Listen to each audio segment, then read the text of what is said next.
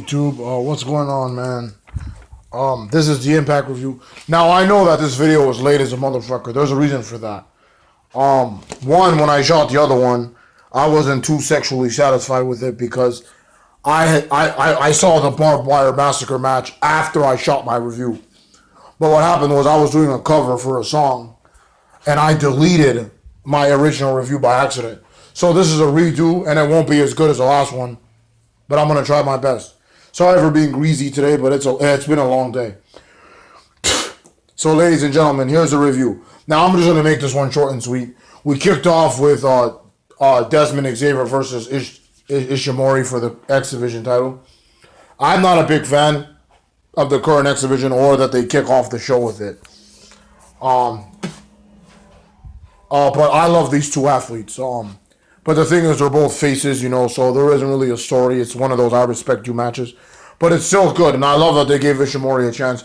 Desmond Xavier, they've been very high on him. He debuted in April, but they've been very high on him. I also understand that EC3 left, and he might be at the Royal Rumble. Well, he will be at the Royal Rumble this Sunday. I bet money on it. So I'm very happy for him. The thing I'm upset about is the Indies, Impact, nobody can build anybody up. Because as soon as they leave, as soon as they get pushed to the moon, WWE comes a knocking. And then they take them. Austin Aries has all the titles right now, right? If WWE could knock on his door today, he would go. And then, what would happen to Impact, This is the same thing that happened with Drew Galloway. It'll probably happen with Cody Rhodes down the line. And also, I understand that Enzo Amore was accused of rape. That was fake, and I believe he's innocent. The thing about him being fired from WWE for not telling officials about what's been going on is debatable. But as far as I'm concerned, the girl accusing him is a crazy bitch that got exposed. I think that he fucked her brains out, but it was consensual. She probably craved it. He said, I got 1 million followers on Instagram. You should be begging for this dick. And she probably was begging for that dick. But anyway, that's off the subject. Ishimori beats him and they shake hands. After that, vignettes and promos and interviews. Oh my. Vignettes and promos and interviews. Oh my. Vignettes and promos and interviews. Oh my. Why do you need all that build-up for the Barbed Wire Massacre match? It does not make any fucking sense. Why was it on Twitch?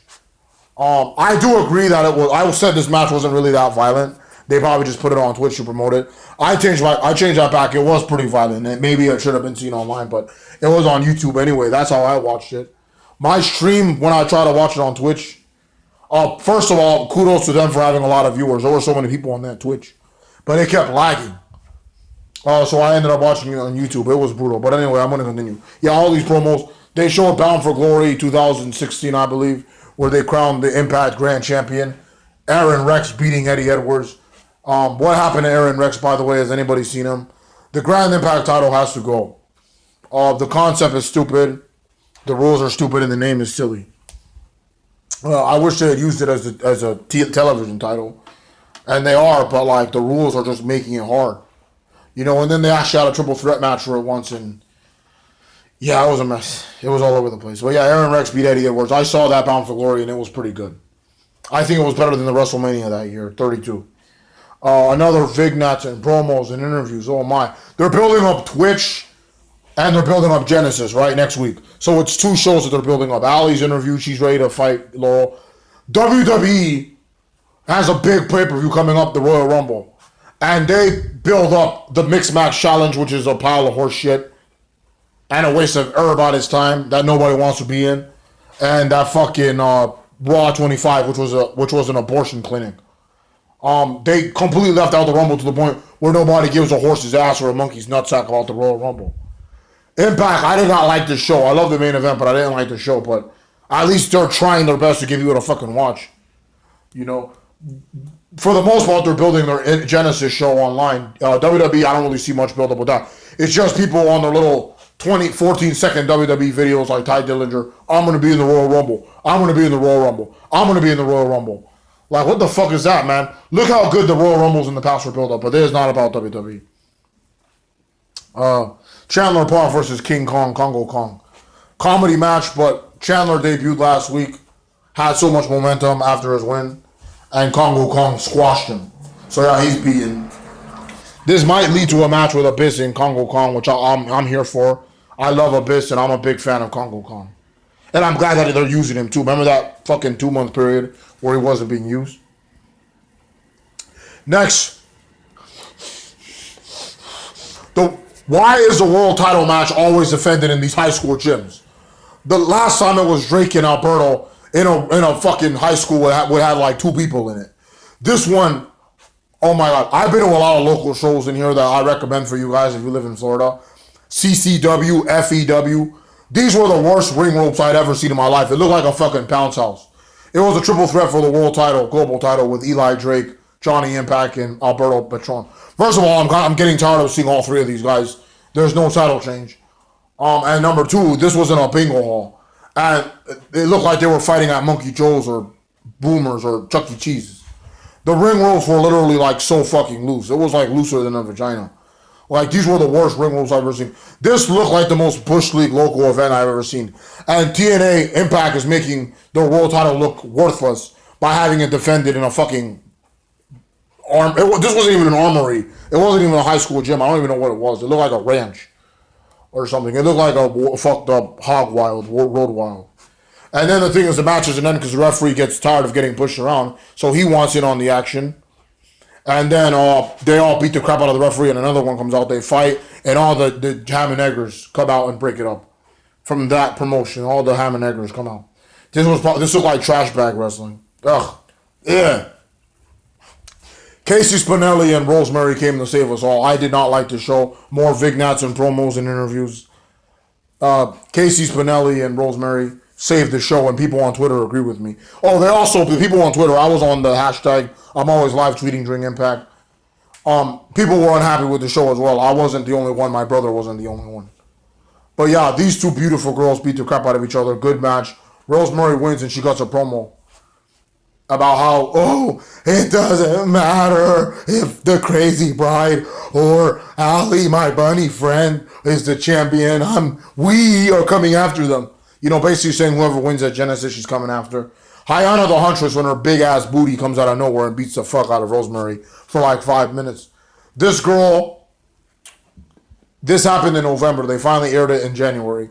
And this girl's gone from the company the day that this shit aired because she didn't want to work with Taya. She didn't take Yo Kim's advice. And she didn't want to put over Sue Young, Rick Swan's wife.